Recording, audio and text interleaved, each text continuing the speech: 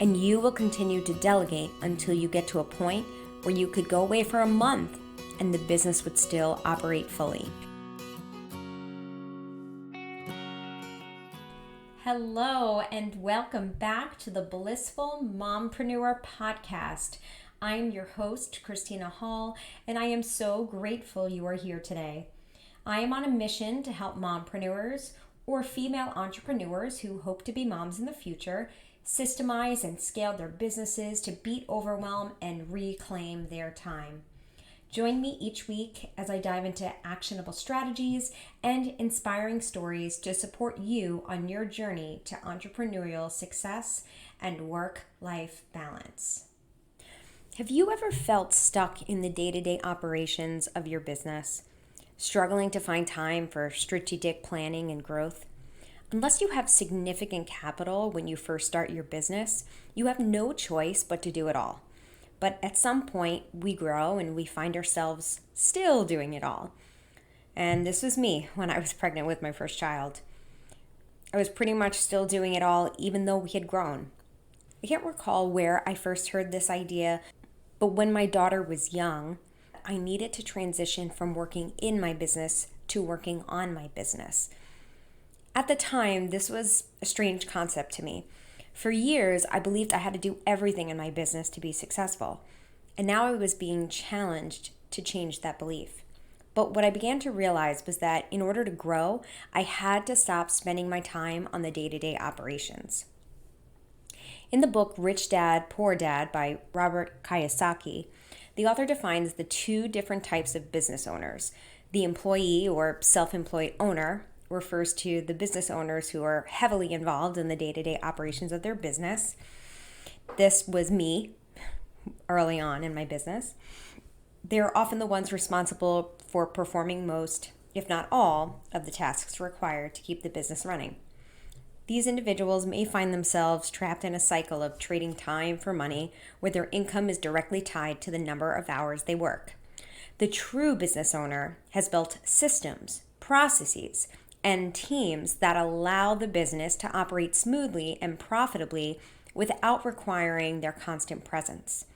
Instead of being stuck in the employee role within their business, they are able to step into a more strategic and visionary role. They focus on high-level tasks such as goal setting, making key decisions, and planning for the future, while the day-to-day operations are managed by others.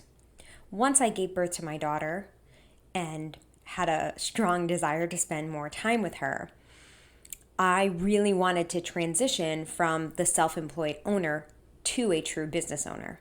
I wanted more time freedom so that I could be the mother I always envisioned I would be. I want to have strong relationships with my children, be able to pick them up from school, be home for dinner every night, etc. This mindset shift is what allowed me to increase my revenue and give myself more time freedom. Based on my experience, there are 4 key pillars to making this transition, and they are 1, change your mindset, 2, develop systems, 3, build a team, and 4, delegate tasks. Let's begin by breaking down mindset. In order to make this shift, you need to start identifying yourself as a true business owner, one whose time is extremely valuable.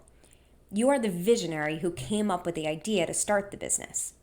You are the one who took the risk and continues to take risks each and every day.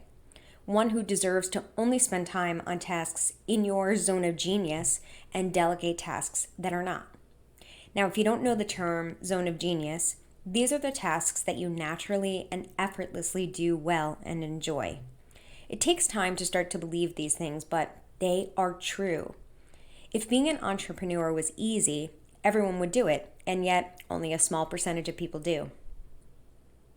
The second pillar is developing systems. Create repeatable systems and begin to document them. If you are new to the idea of documenting systems, go back and listen to episode 5 where I talk extensively about how to document systems in your business. This is huge if you want a business that operates on its own. Pillar number 3, build a team. So begin to hire help. Now start slow. Perhaps your first hire is a part-time virtual assistant that works 5 hours a week. As you grow, you get comfortable making this transition and you can begin to expand your team. When I started building my team, the first team member I hired was another teacher. But looking back, I think a wiser decision would have been hiring even just a part-time virtual assistant to just hand off some of the administrative work so I could continue teaching while strategically planning on how I could increase revenue. So the fourth pillar is delegate tasks. Slowly begin handing off tasks to new team members. Start with low-level tasks, preferably ones you do not enjoy, and gradually begin handing off more and more as you get comfortable with the process. Another form of delegation is automation. If you're not ready to start building a team, you can look into automation tools that are typically more affordable than hiring a team member and also can do wonders in giving you back some time. If you begin to focus on these four pillars, you will slowly start to see a metamorphosis take place. Your mindset and identity will begin to shift. You will see the fog lift, and you will notice that you have more time and mental bandwidth to strategize and plan what to tackle next. This will allow you to grow your business. You will continue to develop and perfect your systems. Your team will continue to grow and evolve, and you will continue to delegate until you get to a point where you could go away for a month and the business would still operate fully. As someone who went through this transition, I can tell you that it is one of the best things I ever did. I now have a business that brings me so much joy and has a positive impact on so many lives, all with little input from me. Now, unlike most episodes, I'm going to suggest that you just sit on this idea for a week or so rather than jumping into action. This is a big topic and a lot of feelings may come up. You may experience guilt, imposter syndrome, feeling overwhelmed, or fear of relinquishing control. I know for me personally, I really struggled with imposter syndrome. For many, many years, I had the belief that no one would want to work for me. I didn't see myself as someone who was a good leader. Once I was able to recognize that limiting belief, that's when building a team became so much easier, which therefore made this transition easier. If you'd like to journal, perhaps journal about the feelings that come up or talk it through with a friend. It can definitely be scary, but as someone who has done it, I can tell you it is so worth it. And please consider sending me a DM on Instagram at The Blissful Mompreneur. I'm happy to help in any way that I can. Thank you so much for tuning in to today's episode of the Blissful Mompreneur podcast. I hope you found the episode valuable and inspiring. Remember, you have the power to step off the hamster wheel, reclaim your time, and find balance in your life. If you enjoyed today's episode, please subscribe to my channel, click the notification bell, and leave a comment below letting me know your biggest takeaway. Your feedback helps me continue to provide valuable content to mompreneurs like you. Until next time, keep pursuing your dreams, finding joy in the journey, and creating a life and business you love. Take care, and I'll see you in the next video.